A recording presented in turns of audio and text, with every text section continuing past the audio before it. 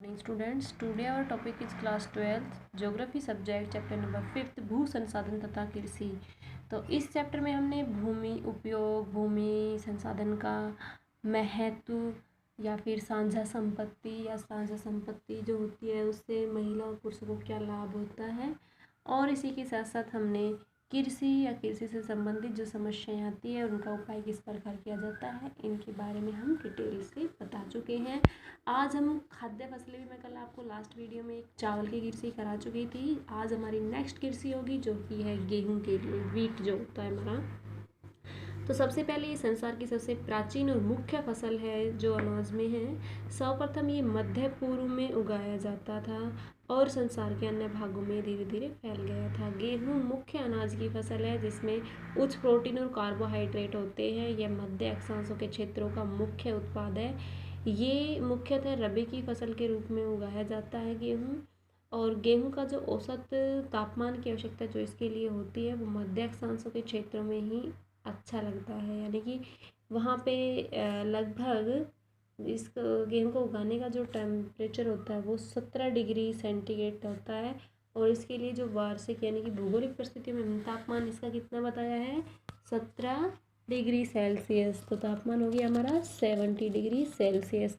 वर्षा जो हमने इसमें देखी है गेहूं की कृषि के लिए वो 50 से अबव होनी चाहिए, 50 सेंटीमीटर वार्षिक यानी कि ईयरली से अबव होनी चाहिए। यदि जिन क्षेत्रों में इससे कम वार्षिक वर्षा होती है, लेस देन 50 सेंटीमीटर, तो वहाँ पे इरिगेशन के माध्यम से ही वह उसका कंप्लीट किया जाता है।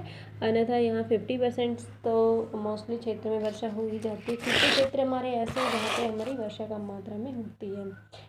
इसके लिए जो हमारा क्षेत्र होता है या फिर जो क्षेत्र अधिक होना चाहिए, क्योंकि इसको हम सिर्फ जीवन निर्वाह के लिए नहीं अपितु गहन जीवन निर्वाह कृषि के लिए उगाते हैं, यानी कि हम व्यापार के लिए भी इसको उगाते हैं। गेहूं को उगाने वाले क्षेत्रों में जो कार्य किया जाता है वो मशीनों से किया जाता है, तो इसीलिए यहाँ पे हमें श्रमिकों की आवश्यकता कम होगी। हमारा इसमें ये पॉइंट था श्रमिकों से रिलेटेड, तो श्रमिकों की आवश्यकता यहाँ पे कम होगी, क्योंकि चावल की कृषि के लिए मैंने आपको बताया था कि उसमें हमें मजदूरों की आवश्यकता अधिक होती है, क्योंकि चावल की कृषि में चावल का जो पौधा रोपण किया जाता है वो हाथों के माध्यम से लगाया जाता है और उसकी कटाई जो होती है वो भी लेबर से ही कराई जाती है। जबकि जो गेहूं है वो हमारा मशीन के माध्यम से उगाया जाता है, मशीन से उसकी कटाई भी हम करा सकते हैं, तो इसलिए इसमें लेबर की कम आवश्यकता होती है, जबकि चावल में अधिक होती थी। गेहूं के जो खेत हैं वो चावल के खेतों से बड़े होते हैं, क्योंकि गेहूं के तो हम बड़े बड़े खेतों में उगा सकते हैं, लेकिन जो चावल होता है उसके लिए हम प्रॉपर छोटे छोटे खेत बना लेते हैं, क्योंकि उसमें हमें पानी रोक के रखना होता है। गेहूं की फसल को बड़ी मात्रा में रासायनिक खाद या कीटनाशक की आवश्यकता होती है। 1996 में वर्ल्ड के जो कुल 585 मिलियन टन उत्पादन का चीन में 18.9% होता था, इंडिया में 12.2% होता था, अमेरिका में 11%, फ्रांस में 5.7% और भारत में समथिंग 75% क्षेत्र गेहूं के लिए इसमें सिंचाई की जाती थी। गेहूं चिकनी, दोमट मिट्टी, काली मिट्टी, अच्छी नमी वाली मिट्टी में ये जिसमें ह्यूमस तत्व अधिक पाया जाता है उसमें इसको उगाया जाता है। ऋतु मैं आपको बता चुकी हूँ कि रबी की ऋतु में ये पौधा हमारा कृषि उगाई जाती है। मिट्टी इसके लिए दोमट मिट्टी, यानी कि मोस्टली सभी प्रकार की मिट्टियों में आसानी से उगाया जा सकता है। श्रमिक की बात करेंगे तो इसमें कम श्रमिकों की आवश्यकता होती है कि इसका कार्य मशीनीकरण के माध्यम से अधिक किया जाता है। और वितरण की बात मैंने आपको बता दी है कि ये चीन, भारत, अमेरिका और इन सब में, यानी कि वर्ल्ड डिस्ट्रीब्यूशन मैंने आपको इसमें बताया है।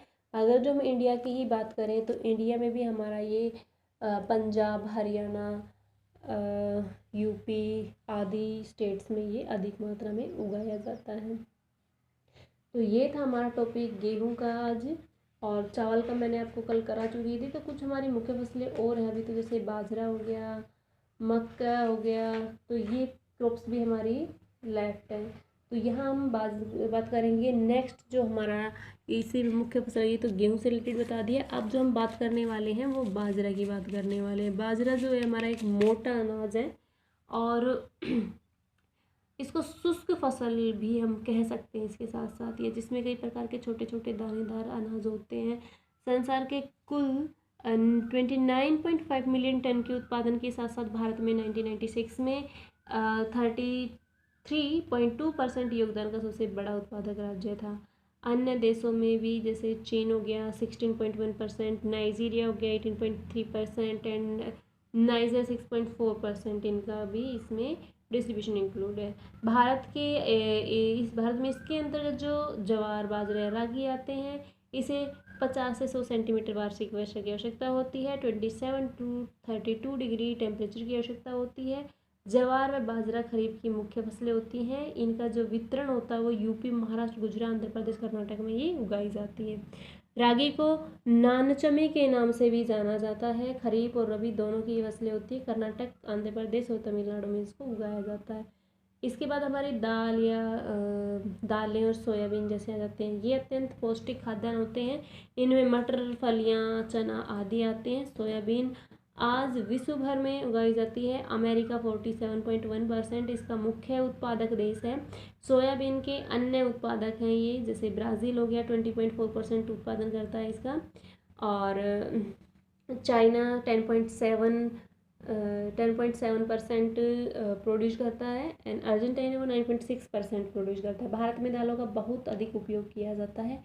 इसके अलावा कुछ हमारी व्यावसायिक फसलें भी होती हैं। तो ये तो थी हमारी ओनली खाद्य फसलें। जो व्यावसायिक फसलें हैं वो करेंगे हम नेक्स्ट डे। तो write down question number first for homework. खाद्य फसलों का वर्णन कीजिए, जिसमें मैं आपको बता देती हूँ कौन सी खाद्य फसलों का आपको वर्णन क्या करना है। इसमें देखो ये मैंने आपको कुछ कॉमन पॉइंट बताए हैं जिनको आपको हर एक फसल में यूज़ करना है, चाहे वो आपकी खाद्य फसल है, चाहे वो आपकी रेशेदार फसलें हैं, या फिर आपकी वो व्यावसायिक फसलें हैं, यानी कि जो आप सप्लाई करते हैं मार्केट में, वो किसी भी प्रकार की फसल हो सकती है। लेकिन जब भौगोलिक परिस्थितियां हैं वो सभी क्रॉप्स के लिए एज इट इज़ होंगी।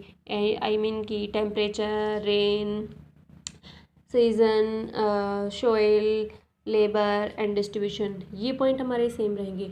बट जो इसकी हम अंदर से जो डिटेल एक्सप्लेनेशन जो इसकी हम देते हैं वो डिफरेंट टाइप की होगी, क्योंकि क्रॉप्स भी हमारी अलग अलग सेशंस की होती है। तो अलग अलग सेशंस के लिए अलग अलग टेम्परेचर होगा, अलग अलग रेन होगी, अलग अलग प्रकार की फसल के लिए मिट्टी हो सकती है, सर में किसी में कमी किसी में ज़्यादा आवश्यकता होती है।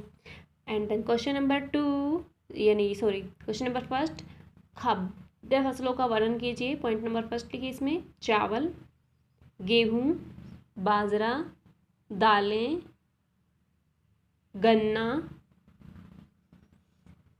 ओके, ये 5 जो क्रॉप्स हैं ये आपको कंप्लीट करनी है। Thank you.